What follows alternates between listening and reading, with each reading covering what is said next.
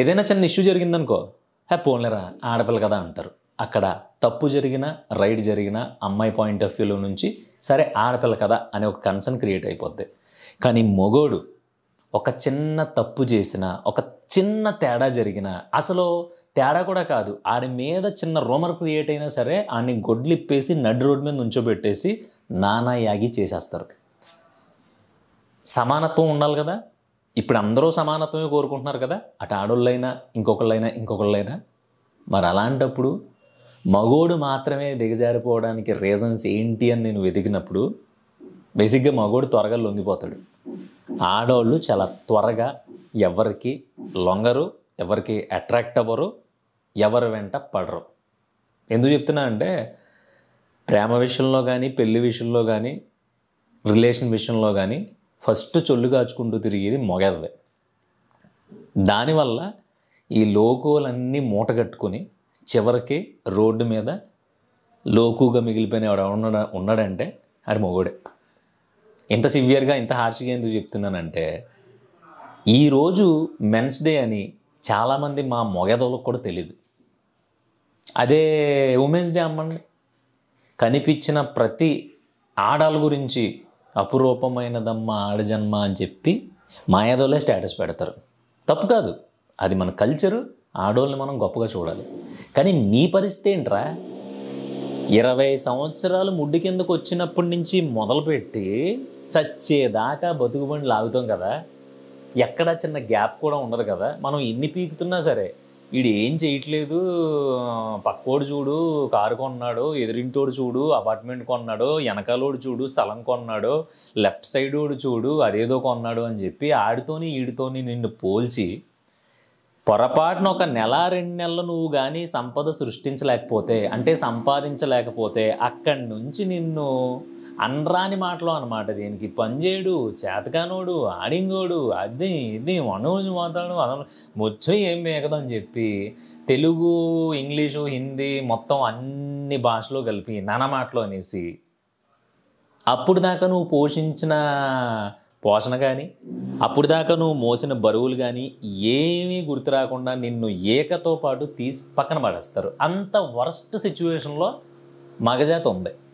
అంతే, నేను మగోడినే కదా అని కన్సర్న్ ఏం కాదు, యాక్చువల్ ట్రూత్ చెప్పండి. ఎవరన్నా ఏమన్నంటే బాబు మగోళ్ళకి ఏముంటుంది దులిపేసుకుని వెళ్ళిపోతారో అంటారు, మగోళ్ళకి ఎమోషన్స్ ఉండవు అంటారు, మగోళ్ళే మోసం చేసేది అంటారు, మగోళ్ళే వాడుకుని వదిలేసేది అంటారు. సరే, మీరు అన్నదాన్ని బట్టి అన్నీ మగోళ్ళు చేసేస్తున్నారు, అసలు మగోళ్ళకి ఎమోషన్స్ ఉండవు, వాళ్ళు ఒక పాయింట్లో స్టిక్ అయి ఉండరు అనుకుందాం. మరి మన ఇంట్లో మన నాన్న, మన ఇంట్లో మన అన్నయ్య, మన తమ్ముడు, లేదంటే మన చుట్టాల్లో ఉండే రకరకాల వీళ్ళందరిలో ఉండే మగోళ్ళు బాధ్యతగా ఉండి, బాధ్యతగా ఫ్యామిలీని తీసుకొచ్చి ఒక రెస్పాన్సిబుల్ మెన్ పొజిషన్లో ఉండి ఇన్ని రోజులు జాగ్రత్తగా ఇవన్నీ లాక్ రావడం వల్లే కదా ఈరోజు మనకంటూ ఒక ఫ్యామిలీ ఉన్నా, లేదంటే మన పిన్నాళ్ళు ఉన్నా, చిన్నానాళ్ళు ఉన్నా, మావయ్యాళ్ళు ఉన్నా, ఇంకొకళ్ళు ఉన్నా వీళ్ళందరూ ఒక చోట చేరడానికి రీజన్ ఏంటంటే ప్రతి ఫ్యామిలీలో ఒక మగాడు పగ్గాలని భుజాలకు వేసుకుని, అంటే తాళ్ళని భుజాలకు వేసుకుని లాక్ రావడం వల్లే కదా.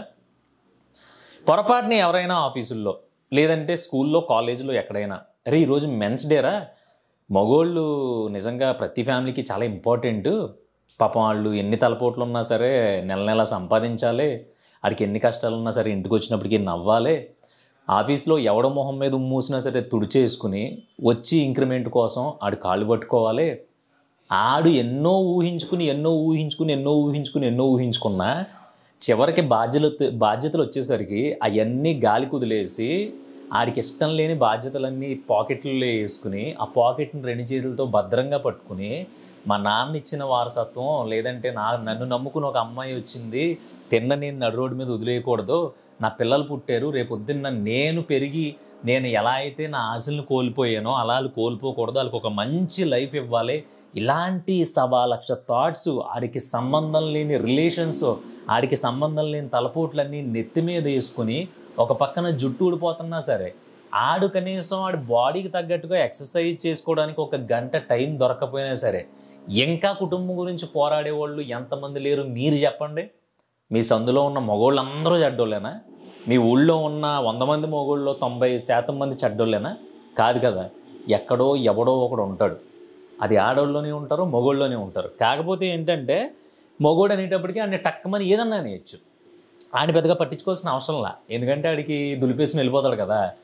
అదే ఒక ఆడపిల్లని నిజంగా అమ్మాయి తప్పు చేసినా సరే నువ్వు ఇలా ఏలిచ్చి చూపించి నువ్వు తప్పు చేసావు అని కానీ ఒక అబ్బాయి అనడానికో నలుగురు వచ్చేసి చేస్తే చేయము. ఇప్పుడు కాదు, ఈ నలుగురులో ఎందుకు ఆడపిల్ల వాళ్ళ ఇంటికాడ చెప్పాలి, లేదంటే నువ్వు పెద్దోళ్ళతో మాట్లాడాలి, అలా ఎలా అంటావు, ఒక ఆడపిల్లని అలా ఏలెత్తి చూపించుకోవడం తప్పు అంటారు. ఇక్కడ నేను ఎవరిని పాయింట్అవుట్ చేసి చూపించట్లా. మరి ఇప్పుడు మొత్తం వరల్డ్ వైడ్ ఉన్న ఎకనామీ కావచ్చు, లేదంటే భారతదేశంలో ఉన్న ఎకనామీ కావచ్చు, లేదంటే అంతెందుకు గురు, మీ ఊళ్ళో ప్రతి మొగాడు కూలి పనికెళ్ళో ఉద్యోగం చేసో లేదంటే ఇంకో పని చేసో ₹1 సంపాదించే పొజిషన్లోనే ఉన్నాడు కదా. ఆ సంపాదించిన రూపాయలు ₹100 ఇంటికాడ ఇవ్వకపోయినా సరే కనీసం ₹70 ఇంటికాడ ఇచ్చి ₹30 అడిగి తగలేసుకున్న ఒక ₹70 ఇంట్లో పెట్టి ఇంట్లో వాళ్ళని ఏ కష్టం లేకుండా ఆడుకున్న స్తోమతలో, ఆడుకున్న కష్టంలో, ఆడుకున్న నాలెడ్జ్తో బాగానే చూసుకుంటున్నాడు కదా. సో ఇంతలా చూసిన మగవాళ్ళకి బయట ఎంత రెస్పెక్ట్ ఉంది అంటే, నాకు తెలిసి ఒక సినిమాకి ఇస్తారు కదా రేటింగ్, ఆ రేటింగ్లో 5 రేటింగ్ కనుక మనం ఇచ్చుకుంటే నాకు తెలిసి డిజాస్టర్ సినిమాకు ఉండే రేటింగ్ కూడా మనకు లేదు. ఎందుకు లేదు అంటే ఏమో రీజన్ లేదు. ఏదో మూలన ఎవడో మోసం చేశాడు అంటే మొత్తం మగజాతి మొత్తం ఎదవలే, ఎవడో ఏదో మూలన ఏదో రేపు జరిగింది అంటే మొత్తం మగవాళ్ళు అందరూ ఎదవలే, లేదంటే ఎవడో ఏదో మూలన ఏదో చేశాడంటే మొత్తం అందరూ ఎదవలే. ఇలా కాదు కదా.